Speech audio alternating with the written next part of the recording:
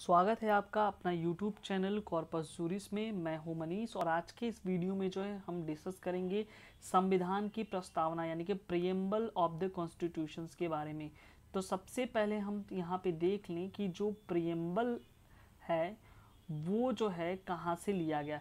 क्योंकि अगर हम बात करें जो इंडियन कॉन्स्टिट्यूशन का जब फॉर्मेशन हो रहा था उस दौरान जो है कई देशों के लगभग 82 या 83 कंट्रीज़ के कॉन्स्टिट्यूशंस को मिला करके जो इंडिया का कॉन्स्टिट्यूशन का फॉर्मेशन हुआ उस समय जो है बहुत से इम्पोर्टेंट पॉइंट्स को अलग अलग कंट्रीज़ के जो कॉन्स्टिट्यूशन थे उसको संग्रहित करके जो है बनाया गया।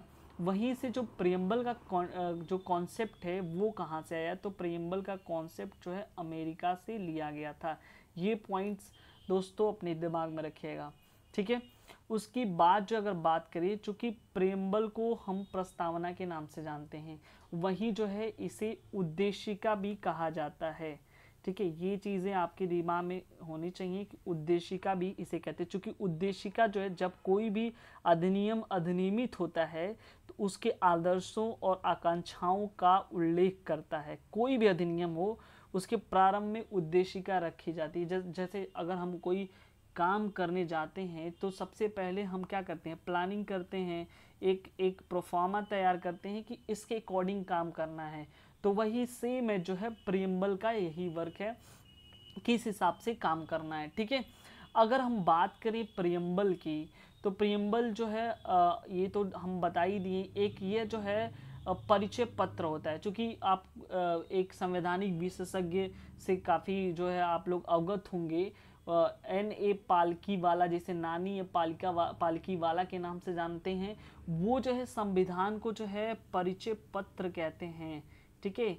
तो ये चीज़ आपको दिमाग में रखना पड़ेगा कि ये क्वेश्चन बन सकता है, परिचय पत्र किसे कहते हैं, ठीक है। तो यहाँ पे जो है परिचय पत्र जो है नानी पालकी वाला जो है इंडियन कॉन्स्टिट्यूशन के प्रीएम्बल को उन्होंने जो है उनके द्वारा कहा गया, ठीक है। अब अगर हम बात करते हैं ये जो हमारा ये जो इंडियन कॉन्स्टिट्यूशन का प्रीएम्बल है, इसमें जो टोटल 81 वर्ड हैं, ठीक है। यानी कि जितना भी वर्ड यूज हुआ है वो उसमें वो टोटल 81 वर्ड हैं, ठीक है। और उसमें जो है 4 वर्ड ऐसे हैं जो बाद में आए, ठीक है, अमेंड करके। तो अमेंड वाला जो वर्ड है यहाँ पे आप देख सकते हैं कि जो ब्लैक कलर के हाईलाइटेड लिखे हुए हैं, प्रभुत्व संपन्न, समाजवादी, धर्मनिरपेक्ष, लोकतांत्रिक, गणराज्य, न्याय, समता, ठीक है।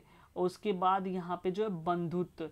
ये जो पॉइंट्स हैं, ये जो 4 पॉइंट्स हैं, ये जो चीज़ें हैं, ये जो है 4 वर्ड्स हैं, वो जो है संविधान 42वें संविधान संशोधन 1976 के द्वारा 1976 के द्वारा जो है इसको जो है ऐड किया गया था, ठीक है। यानी कि 4 वर्ड ऐसे हैं जो 42वें संविधान संशोधन अधिनियम 1976 के द्वारा जो है इसको जोड़ा गया, ठीक है।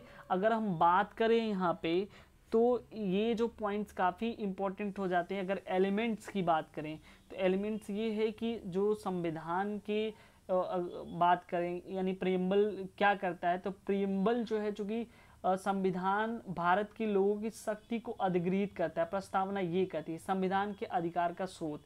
और दूसरा जो है ये बताता है कि भारत की प्रकृति क्या है, नेचर क्या है, ये चीज़ बताता है प्रीएम्बल।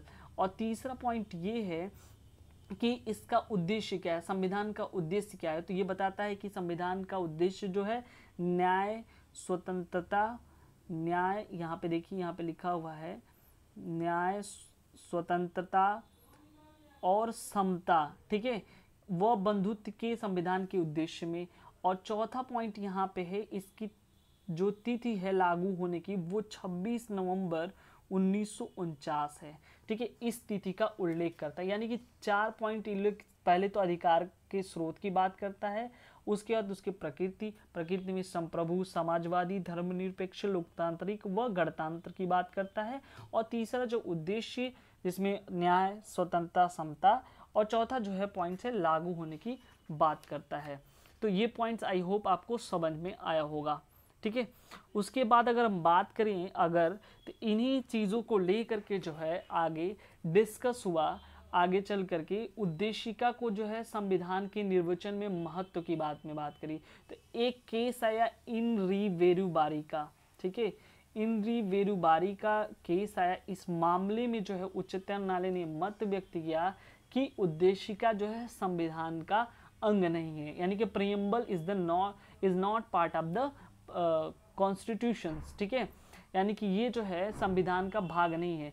लेकिन बाद में जो है Kesavananda Bharati versus state of Kerala के बाद में जो है ये जो बेरूबारी का मामला था उसको जो है उच्चतम न्यायालय ने इसको पलट दिया और जो मुख्य न्यायमूर्ति थे उनके अनुसार जो है ये संविधान का पार्ट होगा, यानी कि निर्वचन किया जाना चाहिए, यानी कि 368 के अनुसार जो है इसका निर्वचन किया जाएगा।